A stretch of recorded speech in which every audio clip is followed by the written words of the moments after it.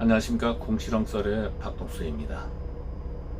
제가 오늘 이제 이런 말씀을 드리고 싶은 것은 그동안의 일련의 사태들이 과연 대한민국이라는 것이 그 말대로 조국이라는 것을 지키기 위한 것이냐, 조국이라는 것을 갖다가 버리기 위한 것이냐, 그런 그 말씀을 드리는 것이 아니라 얼마나 우리나라가 엉뚱하고 형편없는 나라인지 그것을 알게 돼서 한심한 마음, 서글픈 마음에 오늘 아침에 또 이렇게 말씀을 드리게 됐습니다. 우선 첫 번째로 조국 법무부 장관이 되기 전까지는 그 후보 시절에는 객관적이고 확실한 검증을 통해서 법무부 장관이 돼서는 안 된다라는 것을 갖다 관철시키기 위해서의 보다 더 확고부동한 근거와 논리를 가지고 조국의 법무부 장관 후보를 막아야 했다는 것이 사실 필연명제입니다. 저 역시도 그것에 대해서 우선 180여 명이 넘는 백지 신탁을 해야 되는 그 공직자의 그 윤리 규정을 어기고 혼자서 사모펀드를 운영했다는 것 그 자체만으로도 사실은 굉장히 결격사유라고 저는 생각을 합니다. 두 번째로, 물론 우리나라가 자유민주주의 국가고 자본주의 국가이기 때문에 이제 그 재산 형성을 하는 과정에 있어 가지고 여러 가지 방법을 동원하는 것 역시도 어쩔 수 없는 거라고 생각을 합니다만은, 다만 지금 현재의 상황으로 봤을 때 법무부 장관의 후보되는 사람과 그 가족되는 사람들이 그런 일을 해서는 안 된다. 그리고 세 번째로는 자녀들의 그 입시 그리고 진로에 대해서 여러 가지 그 탈법은 아닙니다만은 상당히 사회적으로 지탄받기 마땅한 그런 방법을 통했다는 것도 역시 하자와 흠결 사유라고 저는 생각을 합니다. 그러나 가장 중요한 사실은 그것이 아니라 우리 야당이라고 하는 사람들, 그동안의 권력욕에 취해서 집권 여당으로 십수년을 지내보다 보니까 거기에 몰입이 되고 매립이 돼 가지고 자기들이 아니면 안 된다는 생각, 그리고 또 이러한 것을 기회로 해 가지고 자기들의 기득권을 유지해야 된다는 것, 그거 역시도 또 잘못됐다고 생각을 합니다.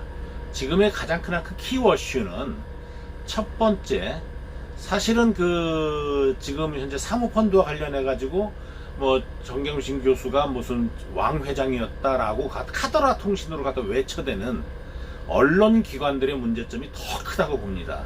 확인되지 않고 그리고 또 검증되지 않고 그야말로 갖다 설에 불과한 그런 치졸한 내용들을 가지고 검찰이 부르는 대로, 검찰이 발표하는 대로 뒷구녕으로 서로 거래해 가지고 서로 앞다퉈 가지고 그 언론에 발표를 하는 것 자체가 어떤 면으로 보면은 메이저급 그 미스메디어 통하지 않고 나머지 군소 언론들은 이해를 할 수가 있어요.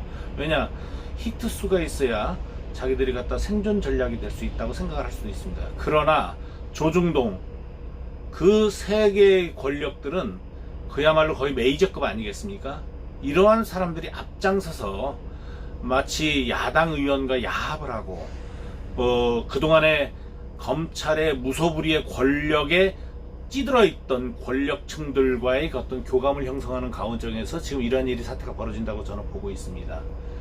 예를 들어서 지금 현재 그 조국 딸 조민의 그 표창장 위조 얘기가 나오죠.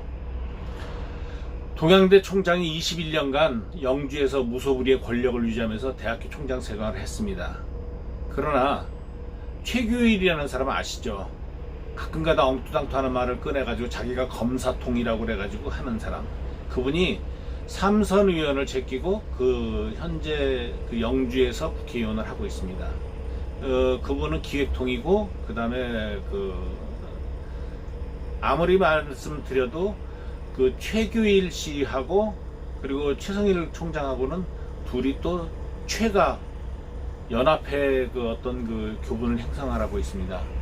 그러다 보니까 최성일 씨 같은 경우는 지금 이제 그 동양대 내부적으로 가도록 편패되어 있는 것 중에 하나가 뭐냐면은, 만약에 정권이 바뀌게 되면은 자한당이 정권을 갖다 쟁취하게 된다 그러면 동양대는 없어진다 라는 위기의식을 가지고 무조건 최규일의 지시로 따라왔다는 것이 사실은 지금 그러니까 합리적 의심이라고 볼 수가 있는 겁니다.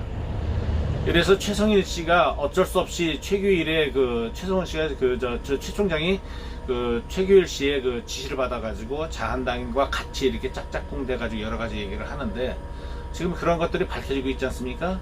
그것이 너무나도 허무맹랑하고 정말 어느 삼척동자리도 봐도 대학 교수 출신의 그 학부모가 어찌 아들의 표창장을 스캔해가지고 그걸 갖다가 딸에다 붙여가지고 입시 사정에다가 사용할 수 있도록 그걸 제출했다? 믿을 사람 아무도 없어요. 하지만은 우리 대한민국 언론은 그걸 자랑스럽게 떠버리고 있습니다. 이러한 것들이 사실 공부를 사기에 꼭 알맞은 것이고 사실 검찰청 앞에서의 검찰 개혁을 외치는 그런 촛불 집회 역시도 그러한 불합리한 부분, 그러한 잘못된 부분에 대해서 국민의 공분을 샀던 것의 결과가 아닌가 하는 생각이 드는데요. 여기서 민주당도 정신 차려야 될 것이 민주당이 좋아서 하는 것은 절대로 아니다라고 저는 생각을 합니다. 자, 이제 어떻게 해야 될까요? 정말 윤석열 총장과 그리고 조국의 둘의 지금 현재 목을 내놓고 지금 하는 그 전면전과 같이 되어 있는데 과연 이것이 합리적인 방안일까요? 이것이 과연 바람직한 일일까요? 아니면은 차선책일까요? 절대로 아닙니다. 이제는 다 내려놓고 다시금 새롭게 제로베이스에서 시작을 해야지만이 우리나라가 잘 살 수 있는 나라, 그리고 또 보람직한 나라, 바람직한 나라, 더 나아가서 발전할 수 있는 나라, 세계에 우뚝 설 수 있는 나라로 갈 수 있다는 것을 좀 명심들 하시고 이제부터라도 정신들 똑바로 차리고 그리고 이제는 해결 방안을 찾아 나가는, 그러면서 봉합하는, 그러면서 서로 간에 이해하고 그러니까 다름을 인정하는, 틀림이 아니라 다름을 인정하는 그러한 정치, 경제, 검찰, 행정, 그리고 모든 사람들이 됐으면 좋겠다는 생각에서 오늘 궁시렁썰로 대한신할까 합니다.